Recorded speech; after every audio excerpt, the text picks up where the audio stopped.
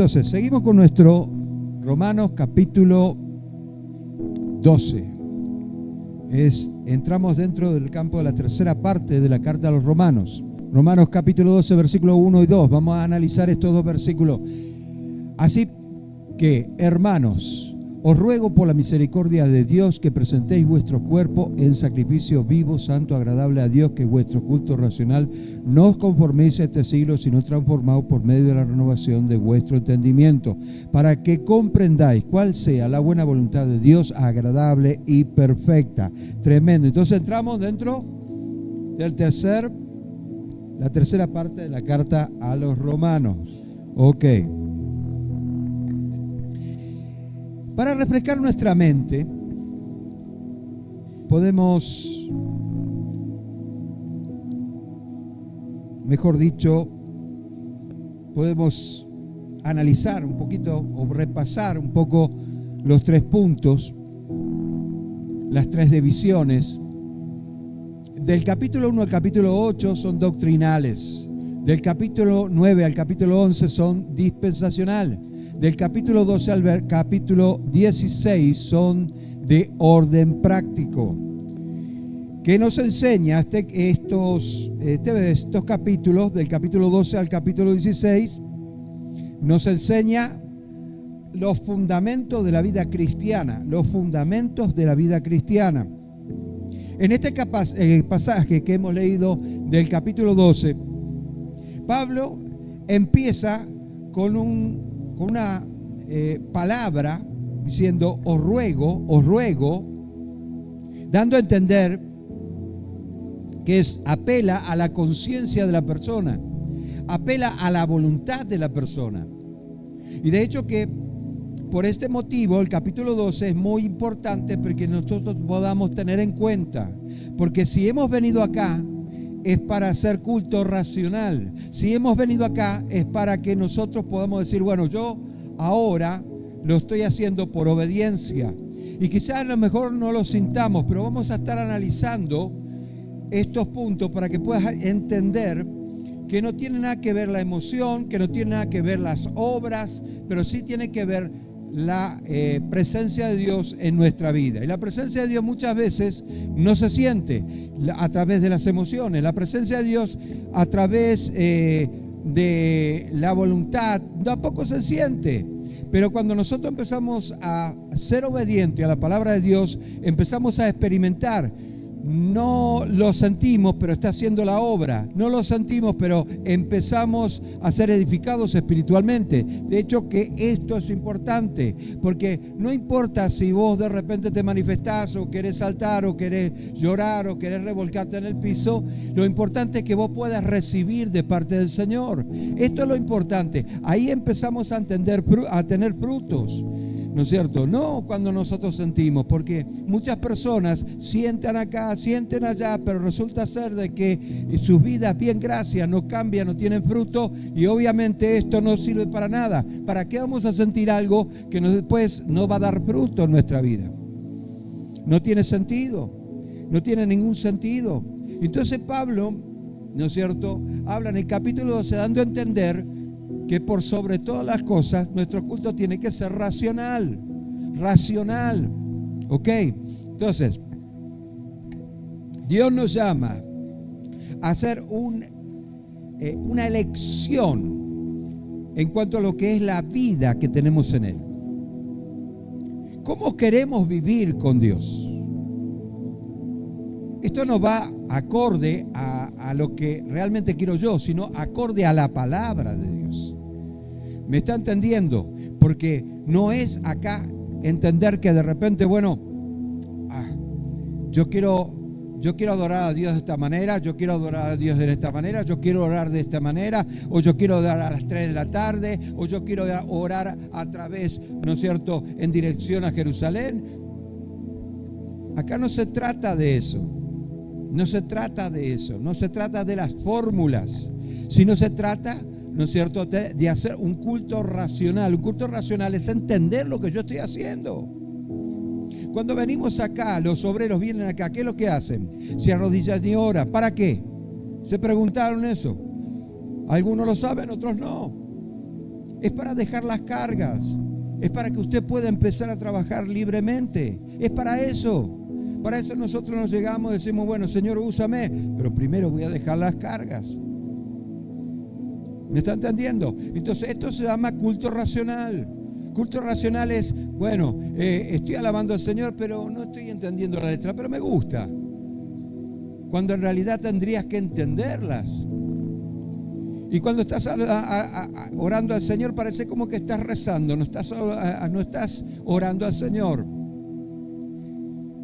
Y no tengo nada que decirle, no le digas nada, adorarle. Entonces, todo tiene que ver con el culto racional. Atiendan, esto es importante. Ahora bien, Pablo comienza la carta de los romanos enseñando doctrinas fuertes, ¿no es cierto? Básicas, pero fuertes. Y continúa exhortando a una vida cristiana. Pablo les ruega a los cristianos que vivan de cierta manera a la luz de lo que Dios hizo por ellos. Entonces no se trata de sentir. ¿Qué hizo Dios por ti? ¿Qué eras antes? ¿Qué sos ahora? ¿Cuánto avanzaste en tu vida? Y si no estás avanzando, ¿será que no tenés que hacer una mirada de retrospectiva y volver a analizar qué es lo que está pasando en mi vida espiritual? Escuchen, por eso es culto racional. ¿Me entiende? Entonces, Pablo habla de sacrificio, porque era muy común en aquel entonces el sacrificio. El pueblo de Israel hacía el sacrificio, y más los pueblos paganos, los pueblos que creían en distintos dioses menos en un único Dios, y por eso eran paganos. Y hacían sacrificios para obtener la misericordia de los dioses. Entonces, Pablo habla de esta manera para que pueda entender la gente que el sacrificio no tiene que ser de animales o de personas, sino que el sacrificio es de estar dependiendo de Dios. Muchas veces para la carne llegar acá a la iglesia es un sacrificio. Otras veces nuestros amigos que nos quieren invitar y quieren que todavía sigamos farreando mientras que nosotros estamos casados y tenemos hijos, es un sacrificio negarse. Sacrificio es negarse a las cosas que no le agradan a Dios. Te guste o no te guste, es así. Pero que sí le agrada a la carne. Esto en el Nuevo Testamento se llama concupiscencia. Una tendencia a hacer tal o cual cosa que es de desagrado a Dios, pero que tenemos que sacrificar. Ahora, es interesante este tema. Entonces, los paganos obviamente trataban de conseguir la misericordia de sus dioses. Y los israelitas trataban de conseguir la misericordia de Dios. Pero de alguna otra manera, Pablo trataba de explicar esto. La fe bíblica enseña que la misericordia viene, o divina, la misericordia divina proporciona el fundamento del sacrificio como una respuesta apropiada. ¿Qué significa? Que ya el sacrificio lo hizo Jesús en la cruz. ¿Está entendiendo esa parte? Es muy importante. Entonces, la respuesta a esa misericordia la tenemos en la cruz. La tenemos en el sacrificio que Jesús hizo. Un ejemplo, ¿qué pide Dios? ¿Qué pide Dios de tu vida? ¿Qué te demanda Dios de tu vida? Deja la salvación es gratis. Déjala de lado. No estoy hablando de la salvación, aunque tiene algo que ver con la salvación, pero no estoy hablando de la salvación. Estoy hablando de nuestro relacionamiento con Dios, estoy hablando de culto racional. ¿Ok? Entonces, ¿qué pide Dios? ¿Qué te pide Dios? ¿Qué te demanda Dios? Un pasaje que puede hablar de este tema es Miqueas capítulo 6, versículo 8. Dice: oh hombre, Él te ha declarado lo que es bueno. ¿Y qué pide Jehová de ti? Solamente hacer justicia, amar misericordia y humillarte ante tu Dios.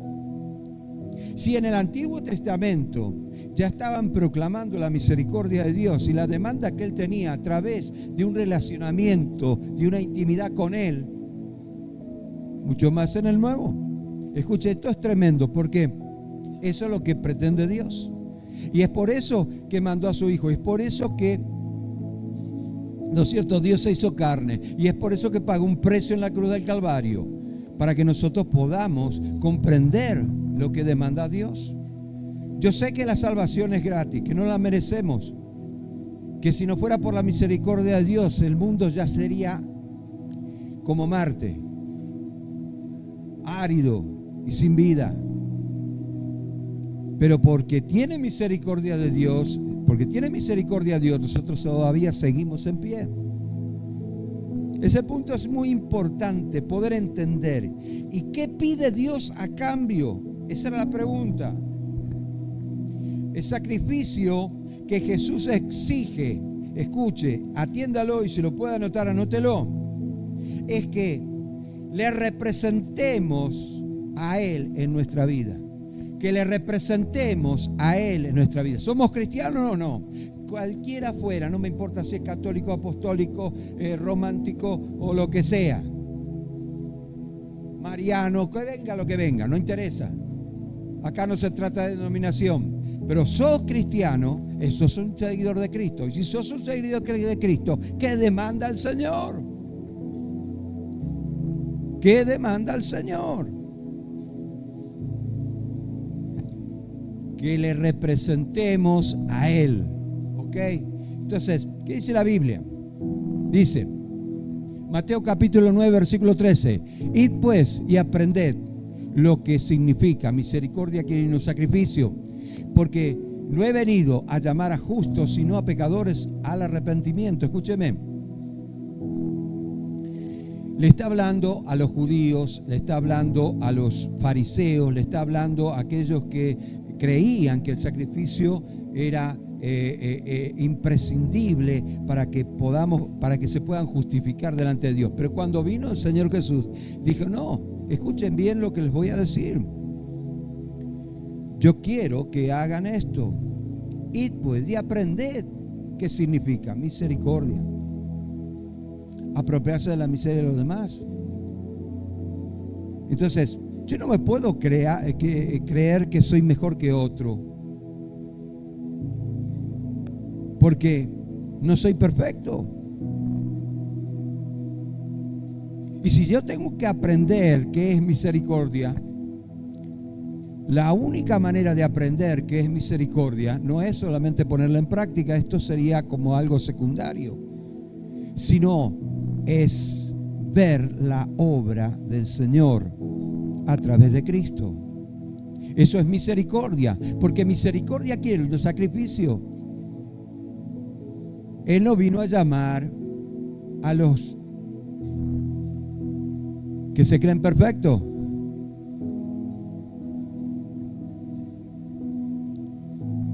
Entonces, Él vino a llamar a los pecadores al arrepentimiento.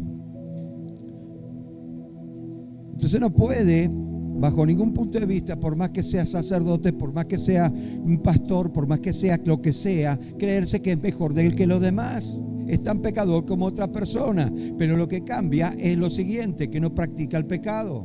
Sí que algunos practican a escondidas. Pero en su naturaleza sigue siendo tan pecador.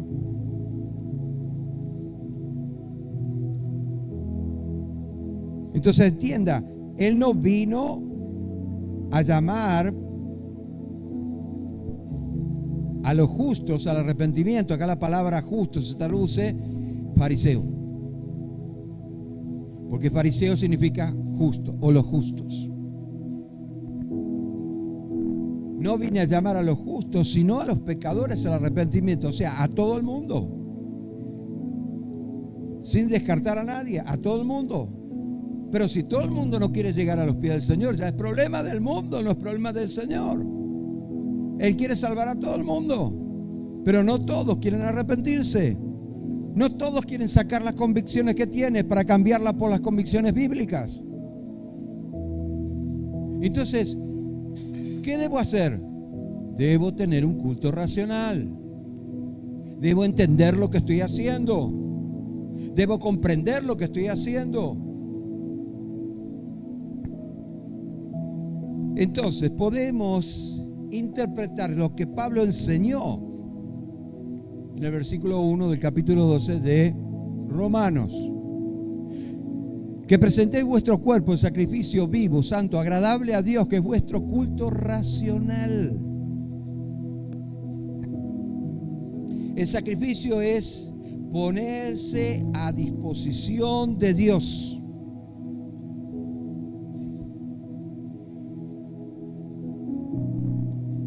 En respuesta de la misericordia que tuvo Él por nosotros. A la luz de la misericordia, Pablo nos ruega que presentemos nuestro cuerpo en sacrificio vivo. Usted debe creer que esta misericordia divina tiene poder para persuadir nuestra voluntad. Eso debemos creerlo.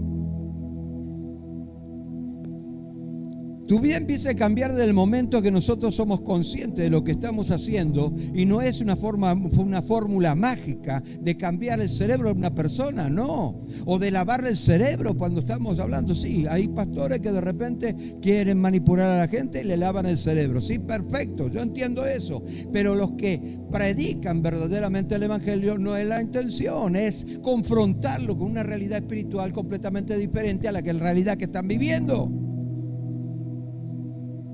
Y esto no demuestra que el hombre tiene que ser racional en lo que está haciendo o para introducirse en el mundo espiritual, porque Dios quiere darse a entender. Dios jamás dice, no, esto es secreto, esto es un secreto. No, las cosas escritas en el pasado fueron para nuestra experiencia, para nuestra enseñanza. Dice la carta al Romano, está hablando de eso. Entonces Dios se revela en toda su majestad. Lo que pasa es que nuestra mente finita no alcanza a entender los propósitos de Dios, y para eso necesitamos la fe, para eso necesitamos el Espíritu Santo, para eso necesitamos tener un culto racional.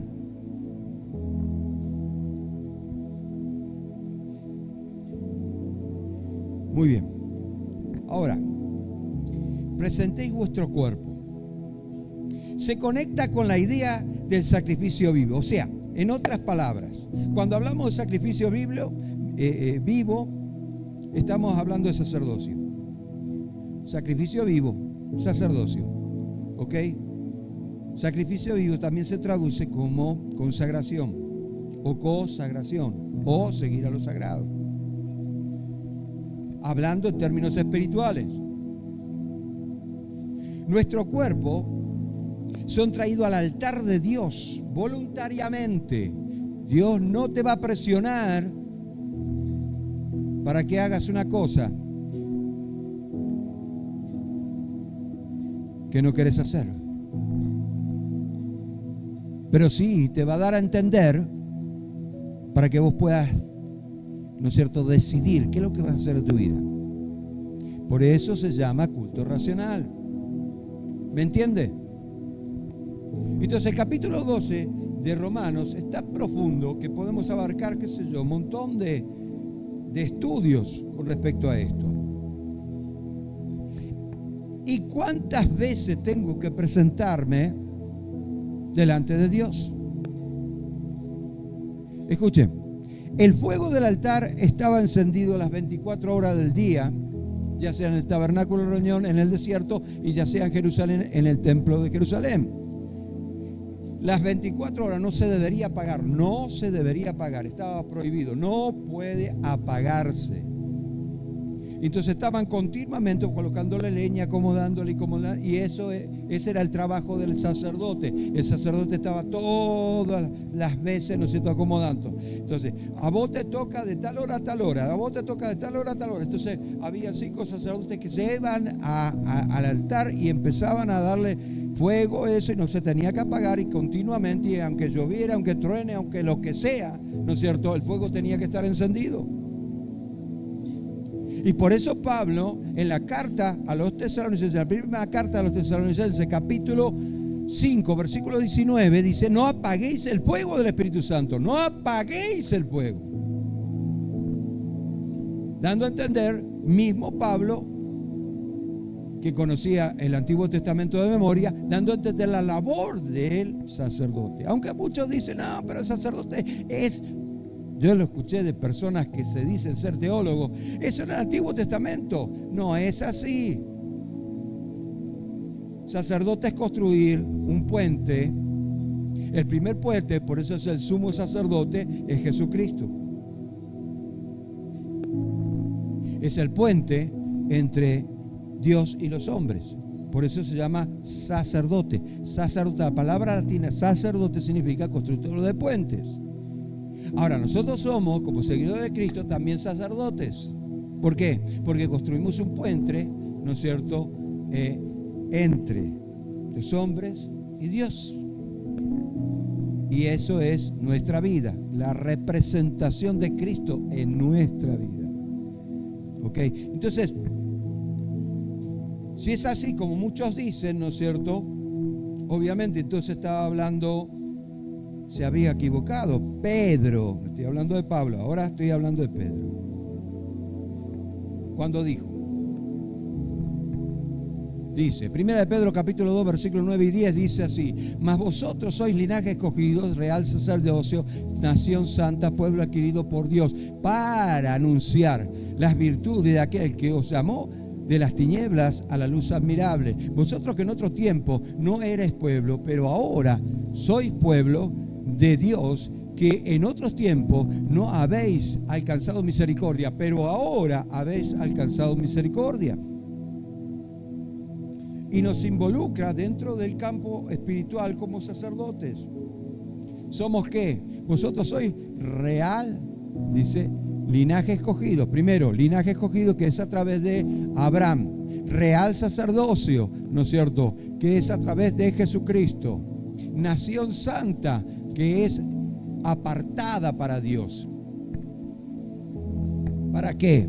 Para que anunciemos la virtud de aquel que os llamó de las tinieblas a la luz admirable. Y esas virtudes no son virtudes de personas, ¿no es cierto?, normales, sino virtudes de Dios. Para anunciar las virtudes que es a través de la cruz. Muy bien, ahora, traer el cuerpo como sacrificio vivo a Dios. El cuerpo es un siervo maravilloso. El cuerpo es un siervo maravilloso, pero un malísimo, pero recontra malísimo patrón. Ahora, es por eso que debemos mantenerlo en el altar de Dios. En el altar de Dios se come el holocausto. En el altar de Dios está el fuego con las 24 horas. Toda la semana, todo el mes, todos los años. Y ahí es donde debe estar, quemándose en el fuego de Dios, eliminando todas las impurezas. Ahora bien, un pasaje que va acorde a lo que acabo de decir es lo que enseñó Jesús. En Mateo capítulo 26, versículo 41, un pasaje muy conocido. Velad y orad para que no entréis en tentación. El espíritu a la verdad está dispuesto, pero la carne es débil. O sea, Jesús entendía la condición del hombre. Por eso es que dice la carne es débil, pero esto no tiene que ser una justificación. Esto tiene que ser un culto racional. Ahora, ¿cómo yo voy a velar y orar siendo que mi carne es débil? Entonces yo debo entender que si no hago eso, no va a haber progreso en mi vida. Y si no hay un progreso, y si no hay una experiencia, y si no hay, ¿no es cierto?, una relación con el Señor, obviamente mi vida no va a limitarse nada más que a una religión, si es que quiero, y no a una relación. Esa es la gran diferencia. ¿Y por qué no puede servir como excusa? Mi carne es débil y por ese motivo, ¿no es cierto?, me voy a emborrachar con mis amigos. Mi carne es débil y por ese motivo no le voy a devolver la plata que pedí prestado a aquel varón. A veces usamos eso como excusa, pero esto no es así. Esto es porque Jesús le tiene que decir a los hermanos: miren, ustedes quieren estar libres de tentación. Pues le doy una noticia: nunca van a estar libres de tentación. Siempre van a estar tentando. Van a ser tentados. Siempre van a ser tentados.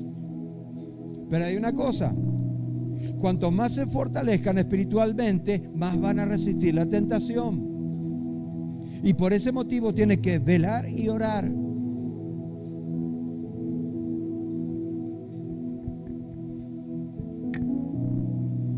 Los griegos en la antigüedad nunca pensaban presentar sus cuerpos a los dioses. ¿Por qué? Ellos pensaban que su cuerpo no era espiritual y que los dioses no le darían importancia. Es por eso que el concepto que tienen, digamos, teológico, una teología bastante errada, el concepto que ellos tenían, que mientras vos estabas en el cuerpo, estabas atrapado en los vicios, estabas atrapado en el pecado, estabas atrapado, estabas encadenado a hacer cosas malas, estabas atrapado a hacer cosas de repente que le gustaba a tu carne hacer, y eso lo veían como cosa normal. Ahora, el día que vos morís,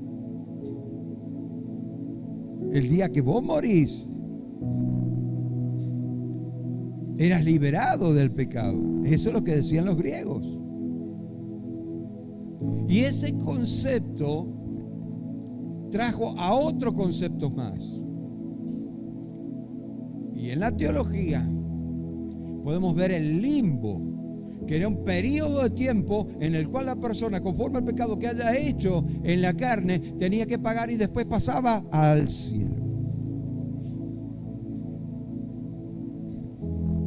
Pero eso no es lo que nos enseña la Biblia. Entonces mira lo que es, cómo transgiversan la palabra de Dios. Entonces van agregando las costumbres, las ideas, y la van mezclando y la ponen toda en una licuadora y hacen un desastre. Muy bien. Entonces, aquí Pablo les muestra que a Dios le importa tu cuerpo. A Dios le importa tu cuerpo. Dice, 1 Corintios capítulo 6, versículo 20, porque habéis sido comprados por precio. Glorificad pues a Dios en vuestro cuerpo y en vuestro espíritu, los cuales son de ¿quién? Es tuyo. ¿Qué dice acá? Los cuales son de Dios. No es tuyo. O sea, tiene todos los derechos reservados de tu vida. Desde el momento que nacés hasta el momento que morís, ¿no es cierto? Seas pecador o no, seas de otra religión o no, le estás debiendo, no, tu cuerpo no es tuyo. Algún día le vas a dar cuenta, no sos independiente a Dios, Él pagó un precio en la cruz y se adjudica todos los derechos. Aunque te vayas al infierno, Él se adjudica todos los derechos. Y Él sabe, ¿no es cierto?, qué destino le va a dar a tu alma conforme a lo que hayas hecho. Es lo que la palabra de Dios nos enseña. Y eso es lo que muchos no quieren entender. Por eso es más fácil creer a Dios a nuestra manera. Entonces decimos, no, pero la Biblia es muy pesada, hay mucha sangre, hay mucha qué sé yo. Esto no. Es que no la estás entendiendo.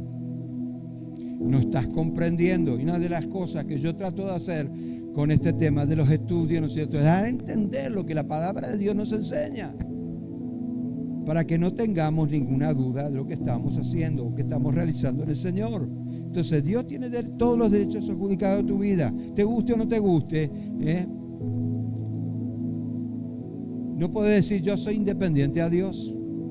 Por eso es que los ateos, cuando dicen, ¿no es cierto?, que son ateos, creen que son independientes, pero también se van a ir al infierno junto con otros, porque su cuerpo ya no le pertenece más.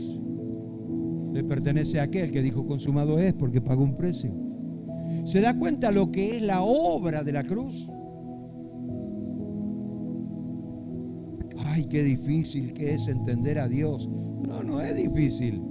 Es aceptar lo difícil. Para el hombre es aceptar lo que dice Dios, o lo que dice la Biblia, o la palabra de Dios. Así que no podemos hacer cualquier cosa con nuestro cuerpo, porque es importante para Dios. Y es esencial que lo llevemos al altar de Dios todos los días, te guste o no te guste, todos los días, resistiendo la conformación de este mundo y aceptando la transformación que viene a través de Cristo. Y es por eso que Pablo, en el versículo 2 de Romanos capítulo 12, dice lo siguiente: no os conforméis a este siglo, sino transformaos por medio de la renovación de vuestro entendimiento, para que comprobéis cuál sea la buena voluntad de Dios, agradable y perfecta. Ahí entendemos.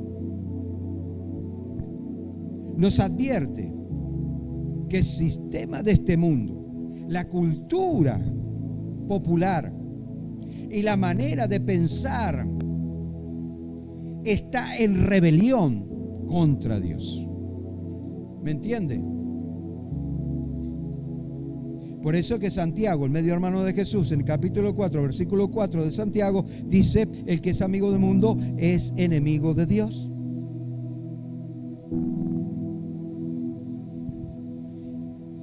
Entienda la Biblia.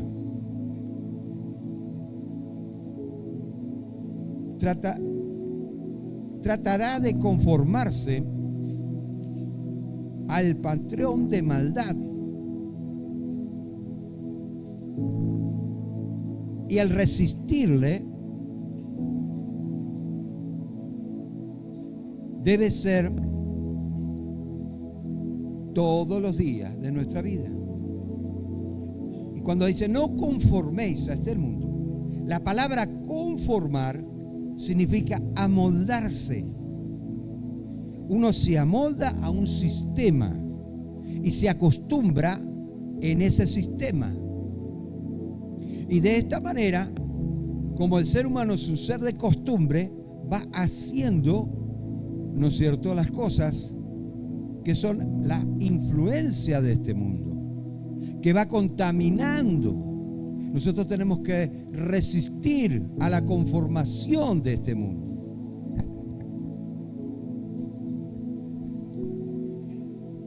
Sino transformados por medio de la renovación de vuestro entendimiento. Esto es lo opuesto a conformarse a este siglo. El campo de batalla entre su conformación al mundo y ser transformado está dentro del entendimiento. O sea, vamos de vuelta. Conversión. ¿Qué es conversión? Una materia se transforma en otra materia. ¿Ok? Un pensamiento se transforma en otro pensamiento. Conversión. Conversión no es algo que produce Dios. La conversión es una decisión. La conversión, ¿no es cierto?, es parte del temor de Dios. La conversión trae sabiduría. La conversión es, como dije al principio, es una decisión que debemos tomar. Cuando yo tomo la decisión de querer seguir a Cristo, debo seguir los patrones que Él me indica en su palabra para que yo pueda conformarme a las cosas o a la voluntad de Dios y no al mundo.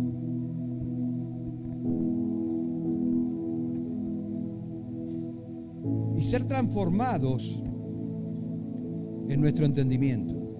El entendimiento del creyente depende de la interpretación de la obra de Dios. Depende de cómo interpretes la palabra del Señor. Los cristianos deben pensar de una manera diferente. Yo no quiero ser conformado a este mundo. Yo no quiero ser, o mejor dicho, yo quiero ser transformado. ¿Y cómo lo hago? ¿Cómo puedo lograr eso? Es muy sencillo, por medio de la renovación de nuestro entendimiento.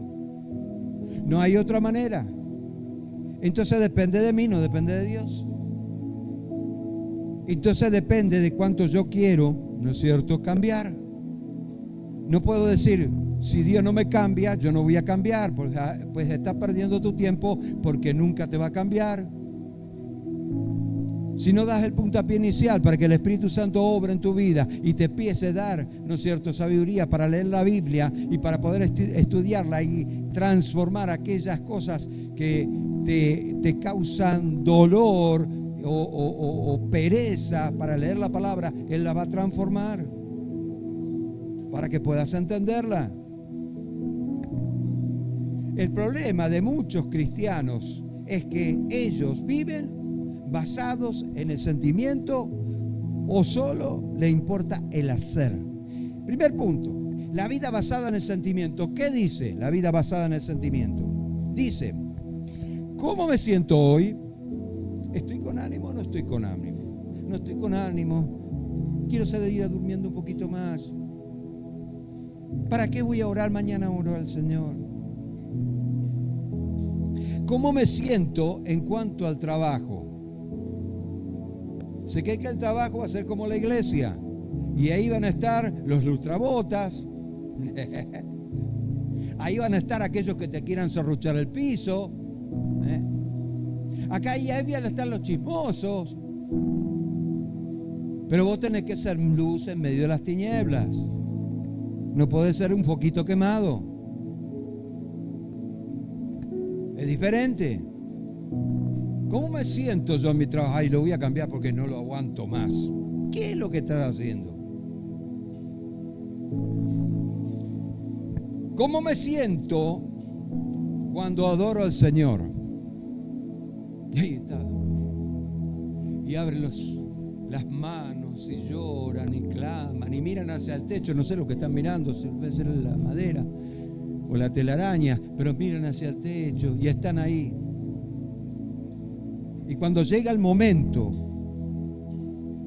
bueno, ahora vamos a recoger la ofrenda. Ay, era tan espiritual y tenían que hablar de la ofrenda. No es eso lo que quiere Dios. ¿Cómo me siento con el predicador? Las emociones te van a decir, ay, si no me predica lo que a mí me gusta, me voy a ir de la iglesia. Si el predicador es espiritual, no va a predicar lo que a vos te gusta. Amén. ¿Entendés? Eso tenés que entenderlo. Entonces, esta vida de sentimiento nunca conoce el poder de transformación de Dios porque no ha sido renovado en su mente. La vida que se basa en el hacer. Te dice, no me des teología, solo dame algún trabajito. Me gusta estar acá enfrente para que todos los demás me vean. Me gusta predicar porque me siento, mi ego se infla. ¿Aló? Es la verdad. Entonces, solo dame ¿no es cierto?, aquellas cosas que debo hacer. Decime 4 puntos, dame la clave para las 7 cosas que tiene la Biblia,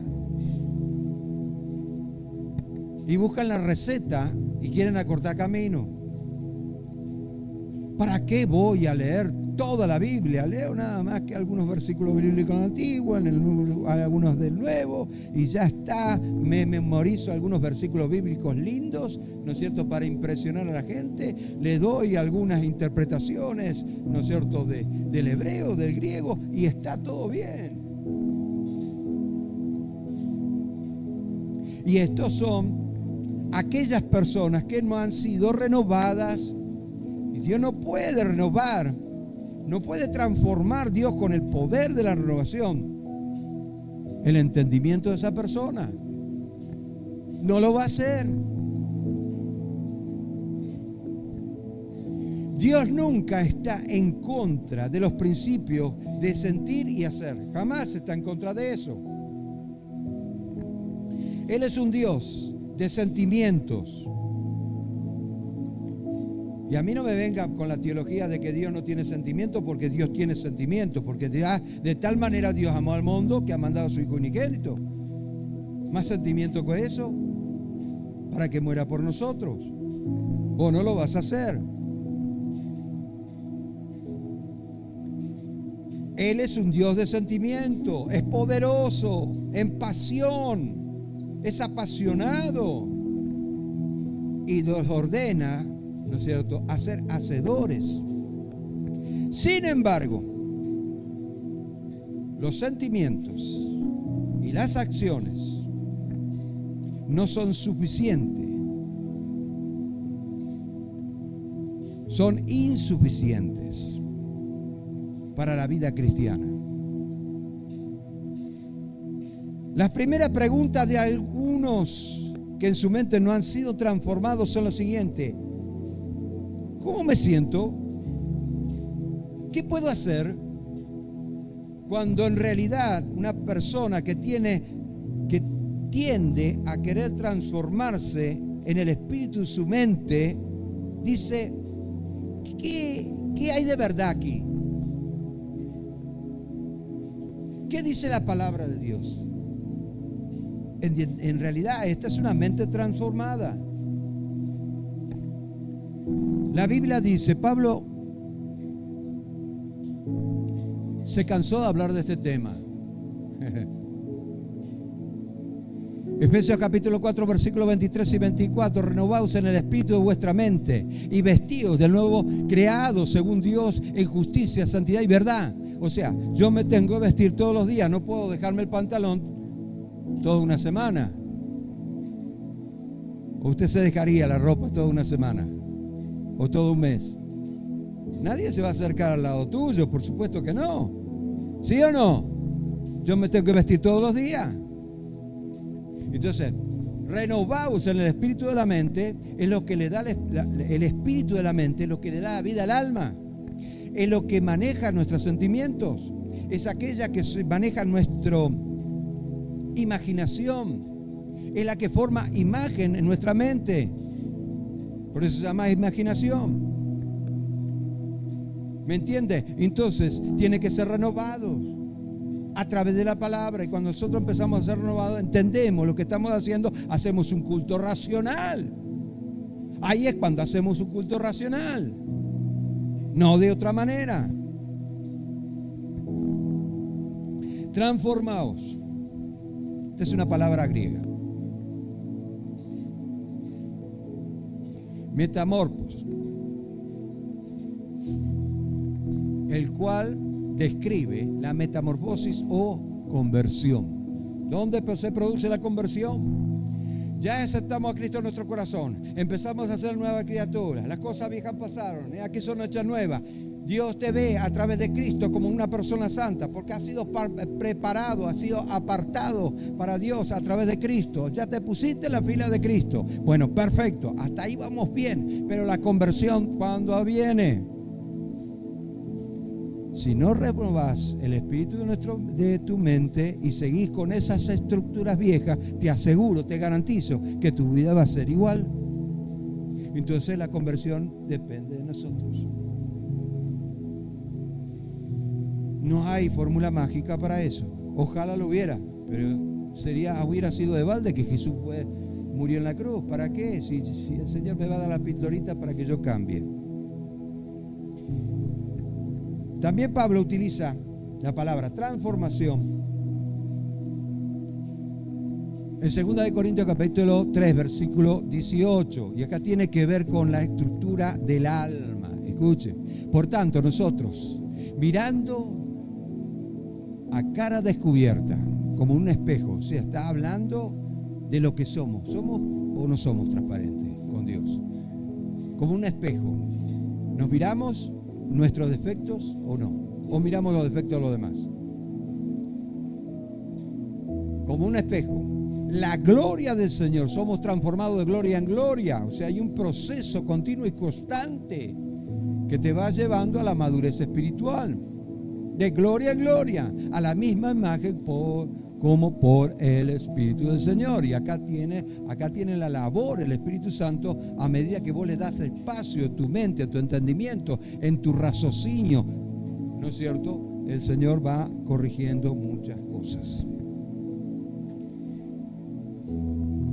Para Pablo, esta transformación y renovación de nuestra mente sucede cuando pasamos tiempo con Dios en su gloria o en su presencia,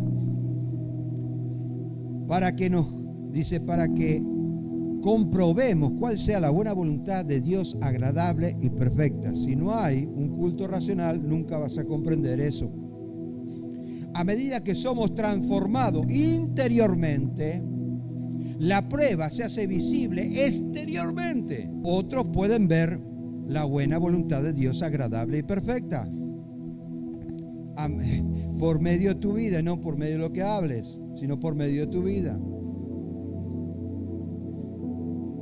Vamos a hablar.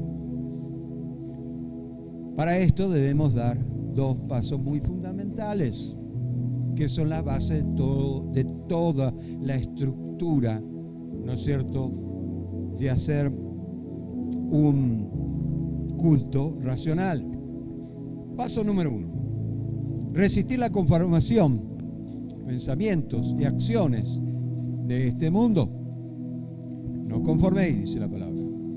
Paso número 2. Enfocarse en la palabra de Dios y en una relación con Él, transformando por medio de la renovación de nuestro entendimiento. Muy bien. Ahora, entonces, tu vida estará en la voluntad de Dios. Tu vida va a demostrar la voluntad de Dios, agradable y perfecta. Podrás saber lo que es la voluntad de Dios, agradable y perfecta. Pero debes saber esto. Escuche, y con esto quiero terminar. No puedes comprobar en tu vida, aparte de la obra transformadora del Espíritu Santo, jamás, con tu propia voluntad o esperando que Dios haga algo. No. Dios te equipó para que vos hagas, para que vos busques, para que vos le hagas un culto racional. ¿Y cómo le haces un culto racional? Todos los días. Cuando te levantas, le das gracias a Dios. ¿Lo estás haciendo consciente o es una repetición que va a ser todos los días? Y si de repente te levantaste y no quisiste hacerlo, pero te esforzás para hacerlo, ahí estás negándote a la conformación de este mundo.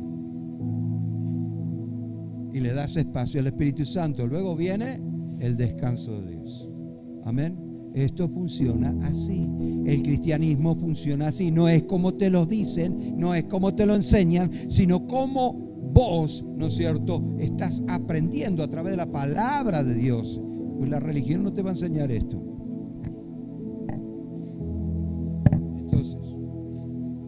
Muchos dirán, ay, entonces quiere decir que todavía no soy cristiano.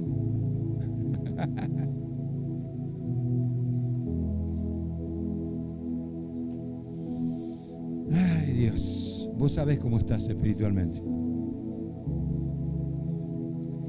No hay ninguna persona que pueda tener un termómetro para la vida espiritual.